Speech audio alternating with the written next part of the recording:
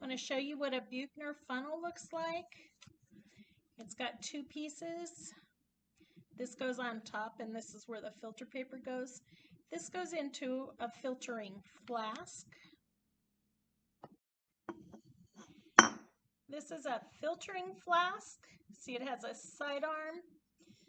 And what we do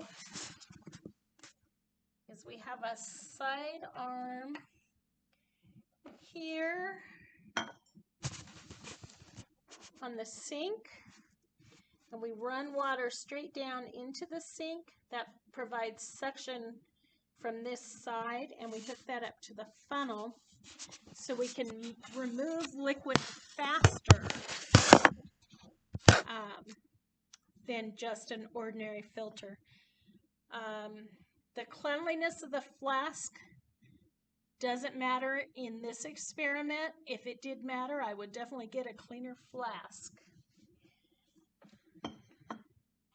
So I need to get a little bit of water on the tubing to lubricate it. And then I push it onto the side. I'm going to lubricate the other end and push it onto the filtering flask. Now, it's usually necessary to put this, see how this falls very easily? So you use a clamp on a ring stand to keep it from tipping over. So I'm just going to lay this gently in the sink until I get a clamp, and then I'll have, okay, I'm going to clamp my funnel flask to the ring stand. I wanted to let you see that.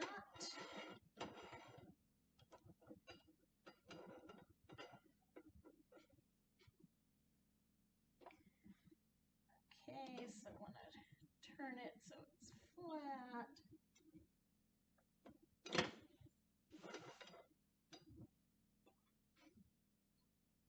Get it nice and tight there.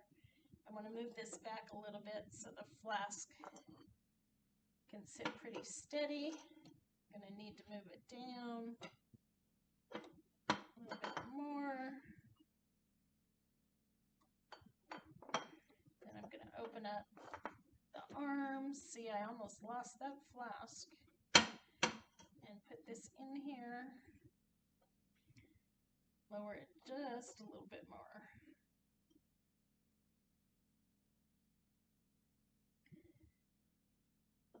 It's got a good hold on my filter flask.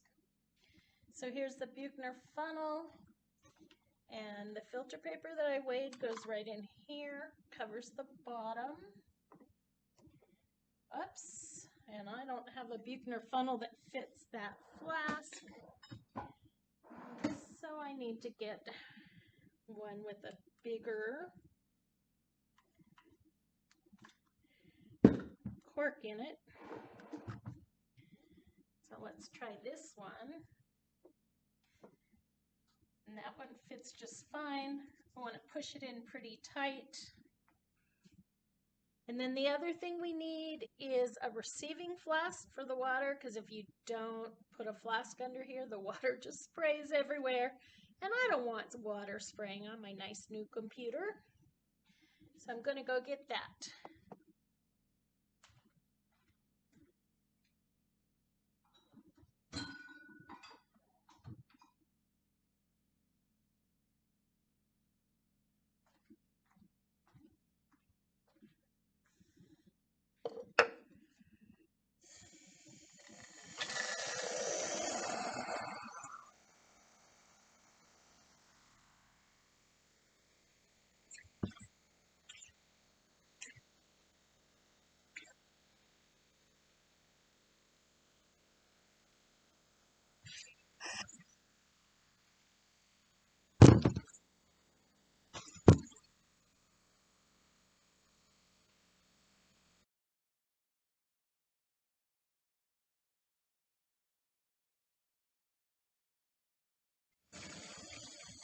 So here's the copper all broken up and drying nicely. I'm going to let this section just go for a little bit, and I'm going to go get the ethanol to finish rinsing this.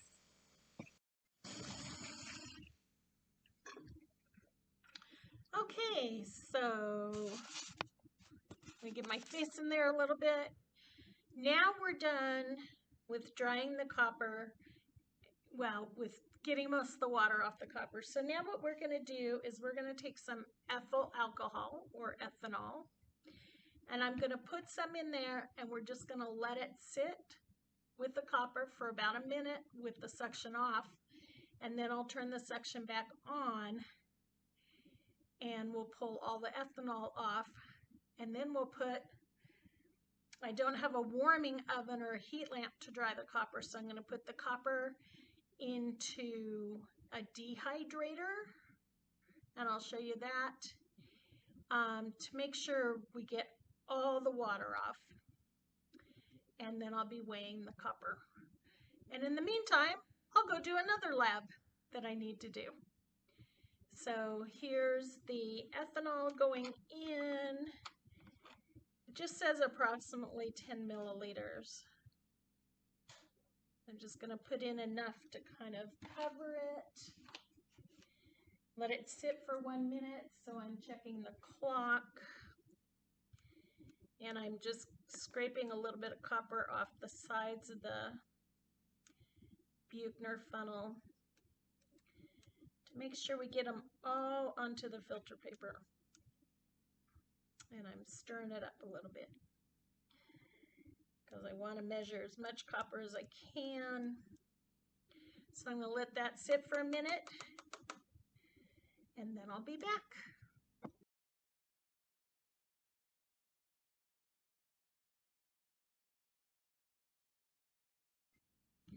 Okay, so I'm going to turn the suction back on and drain all the ethanol off the copper.